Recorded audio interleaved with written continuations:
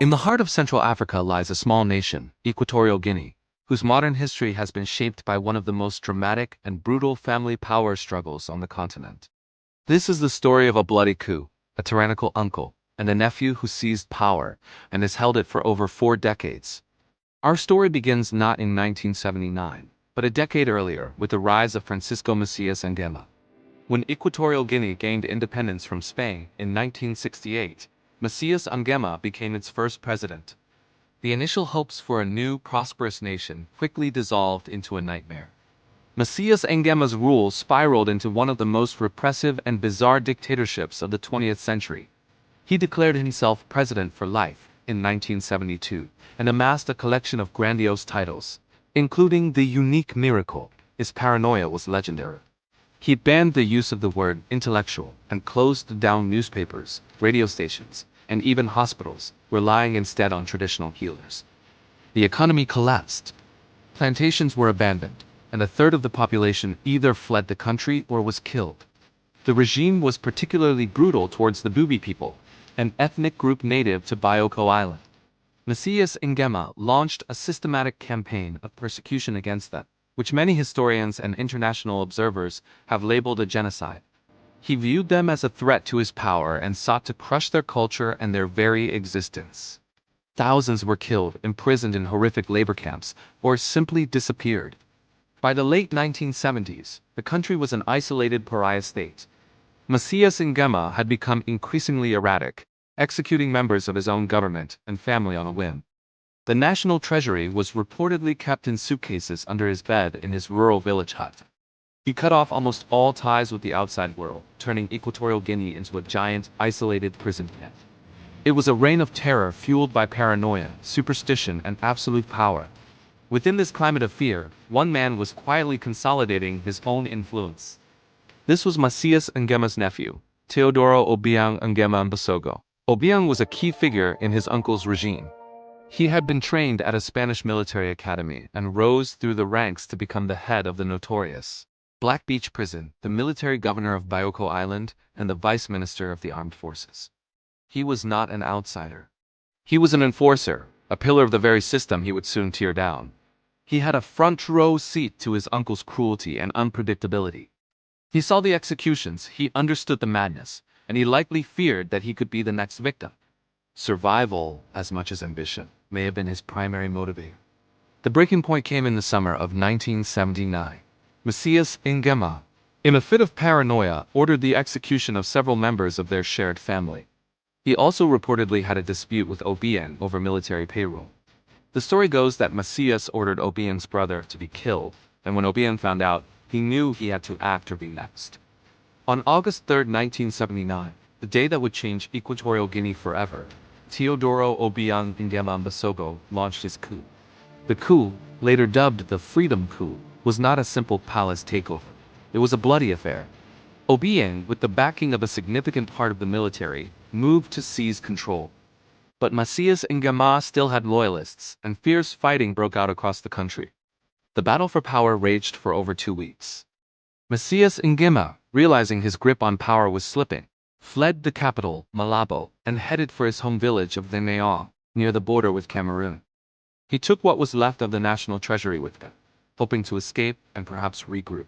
But there was no escape. Obiang's forces pursued him relentlessly. On August 18, a military patrol finally cornered the fugitive dictator. He was found hiding in the jungle, a pathetic end for a man who called himself the unique miracle. He was captured and brought back to face a new form of justice. A military tribunal was quickly convened in a converted cinema in Malabo. The charges against Francisco Macías Nguema were extensive and horrifying. Genocide against the Bubi people, mass murder, embezzlement of public funds, and systematic violations of human rights. The trial was swift. Witnesses came forward to detail the atrocities of his 11-year reign. The evidence was overwhelming. The verdict was a foregone conclusion. Macías Nguema was found guilty and sentenced to death. But a strange problem arose. The local soldiers in Equatorial Guinea were terrified of him. Macías Nguema had cultivated a myth that he was a powerful sorcerer, possessing magical powers that made him invincible. They believed that even if they shot him, his spirit would come back to haunt them. No Equatorial soldier was willing to carry out the execution. To solve this problem, Obiang's new government had to fly in a detachment of soldiers from Morocco to form the firing squad.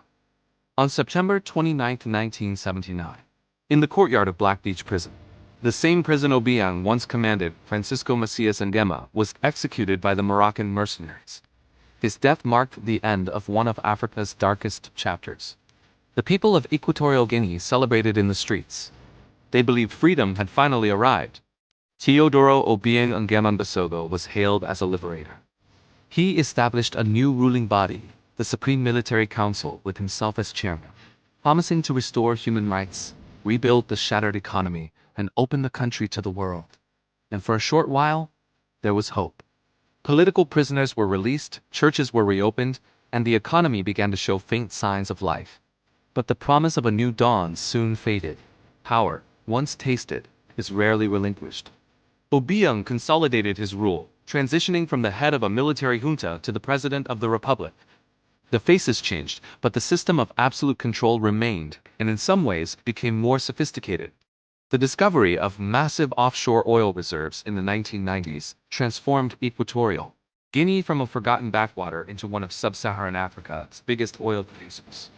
It became fabulously wealthy with a GDP per capita that rivaled many developed nations. This newfound wealth, however, did not trickle down to the majority of the population. Instead, it has been allegedly funneled into the pockets of the ruling family and their associates, funding a lifestyle of unbelievable luxury. While the elite drive sports cars and buy mansions in Paris and Malibu, a large portion of the population continues to live in poverty without access to clean water, proper health care, or basic education. Human rights organizations have consistently accused Obiang's government of the same abuses that characterized his uncle Jus' rule: torture, arbitrary detention, and a complete suppression of political dissent. Elections are regularly held, but are widely condemned by international observers as fraudulent, with Obiang winning in plausible majorities, often over 95% of the vote. So the nephew who overthrew the tyrant to end a reign of terror has now become one of the world's longest-serving leaders. Teodoro Obiang Nguema Mbasogo has been in power since that coup in 1979. He has outlasted dozens of world leaders and overseen a transition from a failed state to an oil-rich kleptocracy. The story of the 1979 coup is therefore not just a story about the fall of a dictator. It's a complex and cautionary tale about power, family, and the tragic cycle of history. It shows how the liberator can become the ruler, and how the promise of freedom can remain just that, a promise. The legacy of that bloody August day continues to define Equatorial Guinea.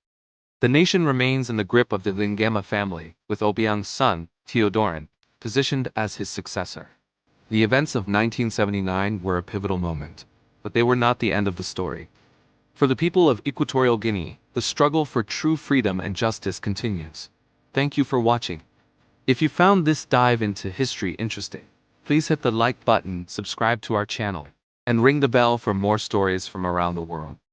Let us know in the comments what piece of history you'd like us to explore next. Until then, stay curious,